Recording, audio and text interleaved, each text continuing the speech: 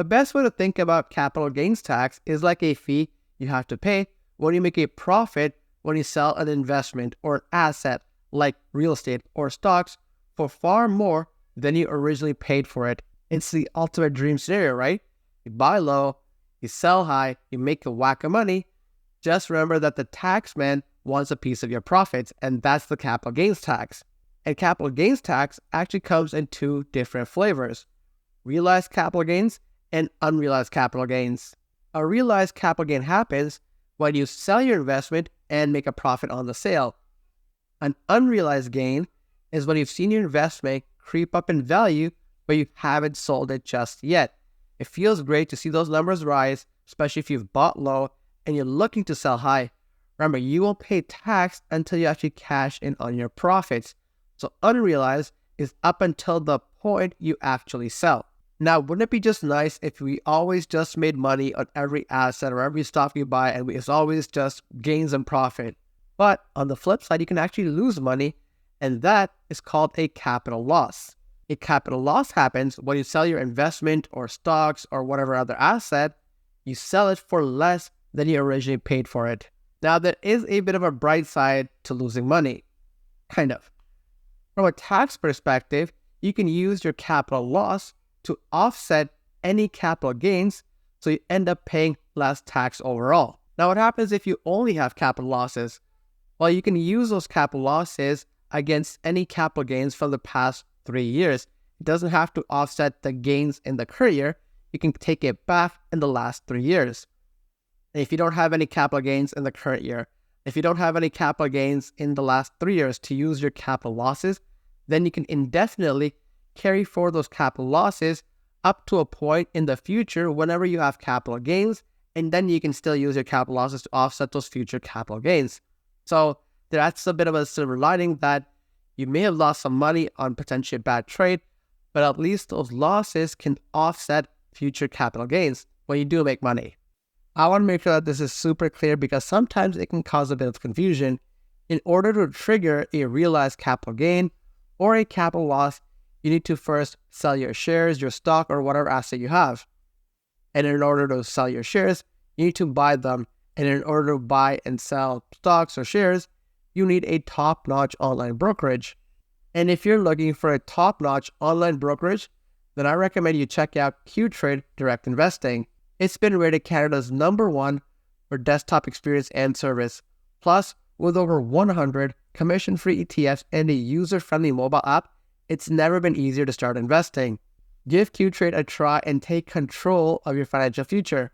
Plus, you get up to 5% cash back when you fund $5,000 for a limited time and free trades by clicking the Qtrade link in the description below. Here's where a bit of a misconception comes in. In Canada, there is no separate tax on capital gains. Instead, it gets added onto your income and taxed at your marginal tax rate. Prior to June 25, 2024, you only paid tax on half, aka 50%, of your capital gains. Meaning, whatever profit you made, you would take half that profit and you only have to pay tax on half the profit. Now, after June 25th, 2024, the government of Canada has slightly changed the rules where you could only pay 50% of your capital gains on the first $250,000. If you make more than $250,000 as capital gains, then you are taxed at a slightly higher rate at 66.67%, 2/3. An important note here, when I say 50% and 67.67%, these are not the tax rate themselves. It's the amount of profit that you have to pay tax on your tax return. Let's run through some examples to really show you what it means. So in my first example, I'm going to show you if you had made $300,000 in capital gains. I know it sounds like a lot of money, but it's really to drive the point home with that $250,000 threshold that the government of Canada has set. Let's assume you've made a cool $300,000 of total profit on whatever asset or whatever investment you've sold. You take that $300,000, only 50% of that gets taxed, meaning even though you've made $300,000 of profit, you're only going to pay tax on $150,000.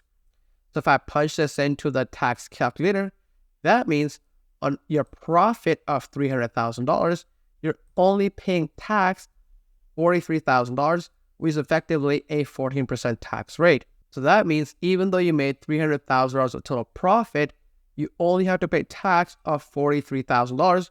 This assumes you have no other income, you live in Ontario, and you end up paying $42,000 in taxes.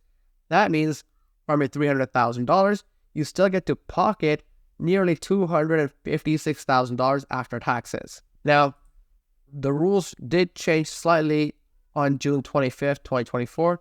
So let's look at the same example with the new rules in place. So again, this example assumes you've made $300,000 in total profit on your sale of your asset or your investment. You live in Ontario, and in that year, you had no other income except for this capital gain. Now, in this example, you still made the same $300,000 in total profit, but because there's a threshold of $250,000, which gets taken at 50%, you can only take $125,000, which is half of $250,000. That's step one. The remaining amount, so after you take your $300,000, you subtract $250,000, you're left with $50,000. That $50,000 has to get included at 67%, so you add on an additional $33,000. That means even though your total profit was $300,000, you have to pay tax on this combined value, which is $158,000, and your total tax is just under $47,000, which is a tax rate of just around 16%. That means compared to the first scenario, because of the change in rules, you have to pay an extra $3,748 of taxes. So after everything's said and done, we had a total profit of $300,000, we pay $46,000 in taxes, and you're left with just over $253,000 of after-tax profit. And if you're a corporation or a trust, that same threshold of $250,000 at 50% doesn't apply. Instead, there is no threshold.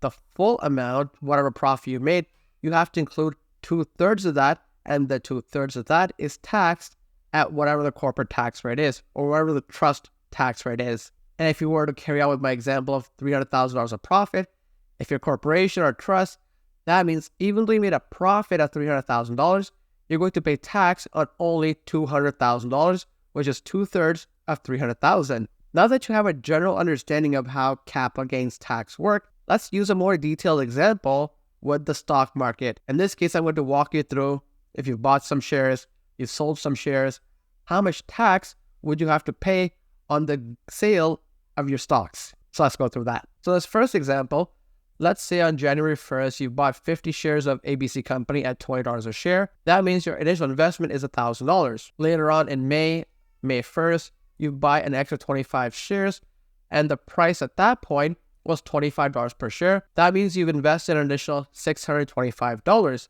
That means around May, you have 75 total shares of ABC Corporation, and your total investment is $1,625. And before you figure out how much tax you have to pay on your sale of shares, first, you have to calculate something called adjusted cost base, or ACB. In this case, we're going to take your total shares of 75 and you're invested $1,625.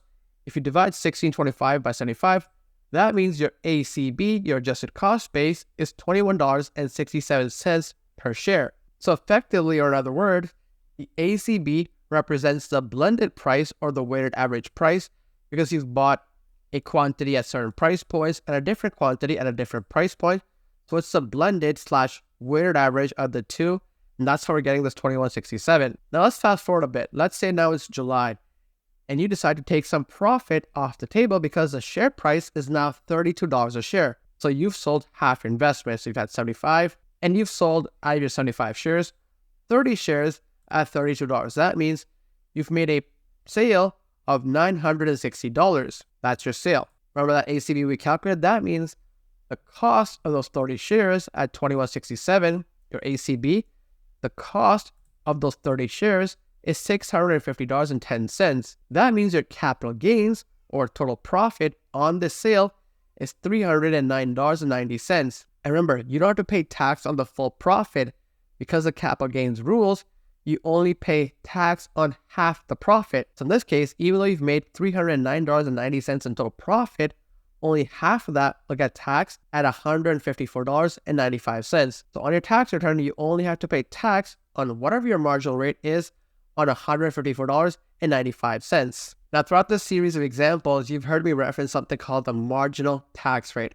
Well, what does that even mean? So let me explain it to you. The marginal tax rate is the percentage of tax you pay on the next dollar of income. Think of it like this. It's like climbing stairs. The higher you go, the more you earn, the higher the tax rate on each additional step is, meaning you have to pay more for every additional dollar you make. So effectively, each dollar extra you make past certain thresholds will be taxed at a higher rate than the previous dollar. Today we broke down how capital gains works with some clear examples to help you understand the process. Hopefully, you're now a little bit more confident when it comes to tax time, when you start selling some shares, when you sell investments, and how you're going to calculate your capital gains and report that on your taxes. And if you have any questions on anything I've covered so far on this video or anything else of that matter regarding personal finance, financial literacy, any thoughts at all, please drop me a note in the comments down below. I read every single comment and I love hearing your thoughts and comments on anything I've covered. Remember to like the video, hit that subscribe button if you haven't already so you don't miss out on future content, and check out the links in the description down below for some additional great resources that I've put together for you. Lastly, if you need more personalized and tailored advice on personal finance, reach out to me on askme.com, check out my profile, and drop me a question directly and hear back from me within 24 hours. That's all for now. I'll talk to you in the comments section.